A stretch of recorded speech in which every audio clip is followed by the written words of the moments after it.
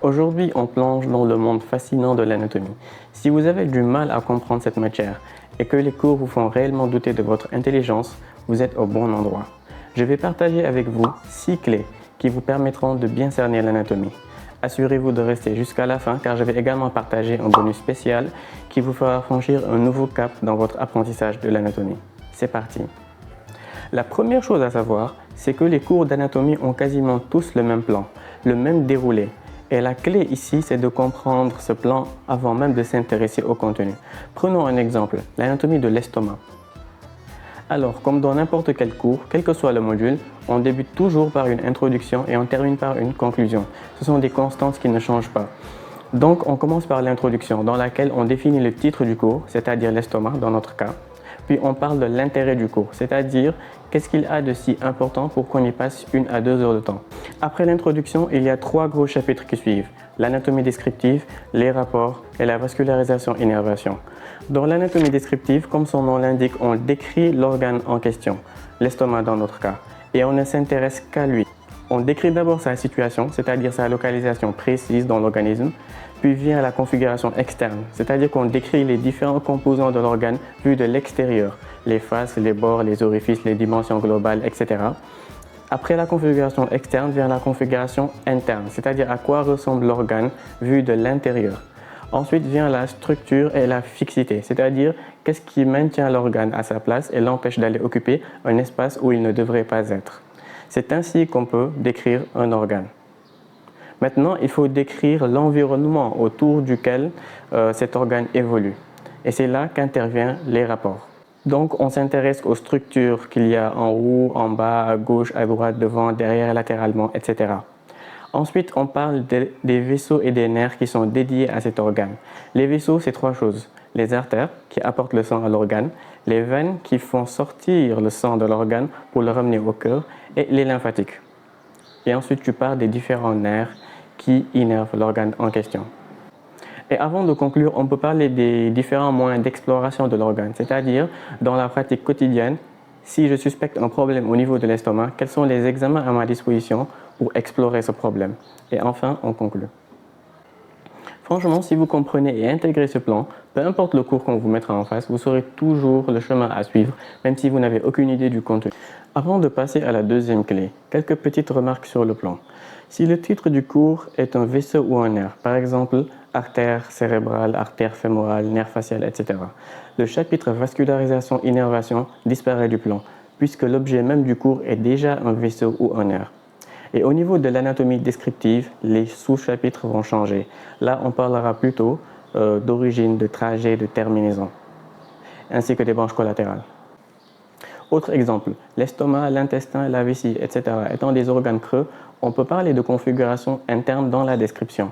Mais lorsqu'il s'agit d'un organe plein, comme la rate, le pancréas, les surrénales, il n'y a pas de configuration interne. Et donc ce sous-chapitre disparaît du plan. La deuxième clé, c'est d'assister au cours. L'apprentissage d'une leçon commence dès la salle de cours et non pas lorsque vous serez posé tranquillement sur votre table de travail. C'est une étape très importante qui, si elle est bien faite, vous permet de réduire drastiquement le temps que vous allez passer sur le cours une fois rentré chez vous. Il faut donc le faire le plus efficacement possible. Voici quelques astuces que je vous propose. D'abord, enregistrez le cours avec le magnétophone de votre smartphone. Ainsi, vous pourrez réécouter le cours plus tard si vous en avez besoin. La plupart des cours magistraux sont projetés en amphithéâtre et le support vous est remis par la suite par le prof. Du coup, ne perdez pas du temps à noter tout ce que le prof dit. Concentrez-vous sur ses explications et regardez en même temps si ce qu'il dit figure sur le cours projeté. Si oui, il n'y a pas besoin d'écrire, il n'y a pas besoin de noter dans ce cas-là. Si par contre il dit des choses qui vous semblent importantes mais qui ne figurent pas dans le cours projeté, à ce moment-là, oui, vous notez. Ou bien si vous tombez sur un prof qui ne donne pas de support, dans ce cas, vous n'avez pas le choix. Vous notez tout ce qu'il dit et vous ferez le tri plus tard. Autre chose également, lorsque le prof dessine des schémas, pas la peine de se précipiter à vouloir tout dessiner comme lui. Observez tranquillement ce qu'il fait et écoutez ses explications. Puis lorsqu'il a fini, sortez votre téléphone et prenez une photo. Une fois rentré chez vous, vous aurez tout le temps de reproduire les schémas si vous en avez envie. Pendant le cours, s'il y a des choses que vous ne comprenez pas, notez-les quelque part et posez les questions au prof dès que vous en avez l'opportunité. L'objectif d'assister au cours, c'est vraiment de sortir de la salle de cours avec un maximum de clarté. Plus vous aurez compris les choses pendant le cours, moins vous aurez de recherches à faire une fois rentré chez vous.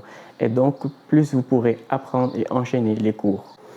Une fois rentré chez toi et que tu es enfin posé pour apprendre, l'erreur à ne pas faire, c'est de foncer tout de suite sur le cours et de vouloir tout mémoriser le plus vite possible. Ce n'est pas une bonne méthode, quelle que soit la matière. D'abord, il faut vérifier que le plan a été respecté. Vous pouvez même, avant de commencer à lire, vous amuser à restituer le plan de ce cours sans regarder. Ensuite, lisez chapitre par chapitre le cours pour voir si vous comprenez ce que vous êtes en train de lire.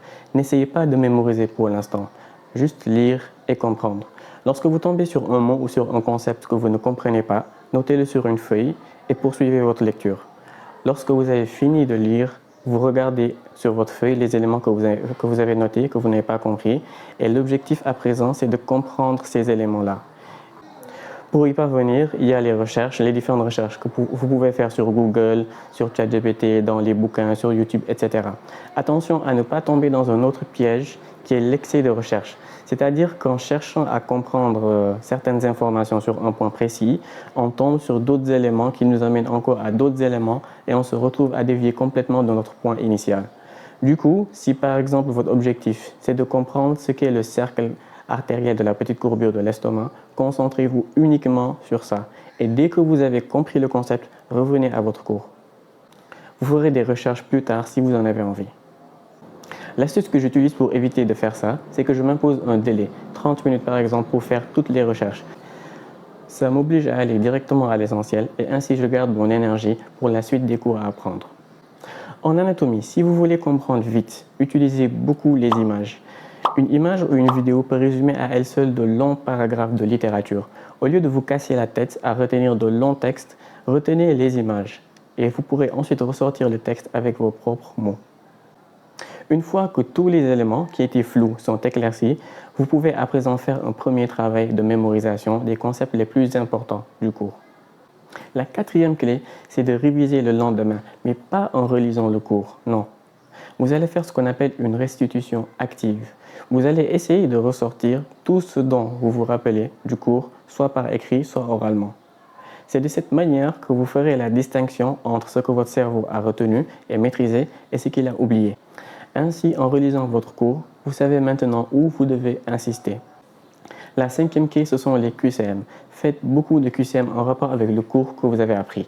C'est très important parce que parfois, en apprenant un cours, on insiste sur certains points alors que peut-être les profs ne posent pas beaucoup de questions dessus. Et parfois, on n'insiste pas assez sur des points que les profs peut-être aiment beaucoup. Du coup, les QCM nous permettent de voir quelles sont les parties du cours qui comportent le plus de questions. Une chose que moi je faisais, c'est qu'après une séance de QCM, je revenais sur mon cours et je stabulais ou bien je soulignais toutes les parties sur lesquelles il y avait eu des questions. Ça me permet en fait, lorsque je vais réviser dans le futur, de repérer directement les éléments sur lesquels je dois faire le plus attention. La sixième clé, établissez des connexions entre les différents cours. Prenez l'habitude de comparer les différents organes de même appareil par exemple. Lorsque les cours commencent à s'accumuler, il est facile de tomber dans un mode où tu enchaînes les cours sans trop calculer, sans prendre de recul. Et c'est normal quelque part parce qu'on a envie d'avancer, on a envie d'être à jour, on a envie de ne pas être trop en retard. Mais croyez-moi, il est bon de s'arrêter de temps à autre, de regrouper tous les cours qui vont ensemble et de voir comment ces cours sont interconnectés. Vous saurez que vous maîtrisez votre sujet lorsque vous arrêterez de voir les organes comme des éléments isolés et lorsque vous serez capable de vous balader mentalement entre les différents cours. Lorsque de petits détails qui vous semblent futiles vont tout à coup prendre tout leur sens, lorsque vous commencerez à remarquer par vous-même des relations entre l'anatomie, entre la physiologie, entre la sémiologie, entre les pathologies, etc., sachez que vous êtes sur le bon chemin. Comme promis, le bonus. Il s'agit de 2 chaînes YouTube entièrement dédiées à l'anatomie, faites par des professeurs. La première, c'est celle de Jean-Marie Le Minor, et la seconde, c'est Olivier Trost /Anatomie. J'ai moi-même par le passé regardé beaucoup de leurs vidéos et elles m'ont toujours énormément aidé. C'est très simple. À chaque fois que j'ai eu un souci sur un cours et que j'ai regardé leurs vidéos sur le dit cours, je sors toujours avec les idées très claires. Du coup, les amis, il faut vraiment en profiter. Si un jour, Les cours que vous deviez faire en amphithéâtre sont reportés parce qu'il y a grève ou bien parce que l'université doit fermer ou à cause de Covid ou que sais-je encore. Eh bien, soit sortez votre téléphone ou votre ordinateur, allez sur YouTube et suivez le cours tranquillement. Ne soyez pas tout le temps dépendant des professeurs. Apprenez à avoir vos propres ressources. Si un prof se lève un beau jour et déclare que les cours X, Y, Z sont considérés comme faits et que vous serez évalué dessus alors que vous savez que vous n'avez pas fait ces cours, c'est pas grave, tonton YouTube est là pour dépanner. Voilà, on arrive à la fin de cette vidéo. J'espère qu'elle vous aura été utile. Si c'est le cas, n'hésitez pas à vous abonner, à liker, à partager. Et moi, je vous dis à très bientôt pour une nouvelle vidéo. Bye bye.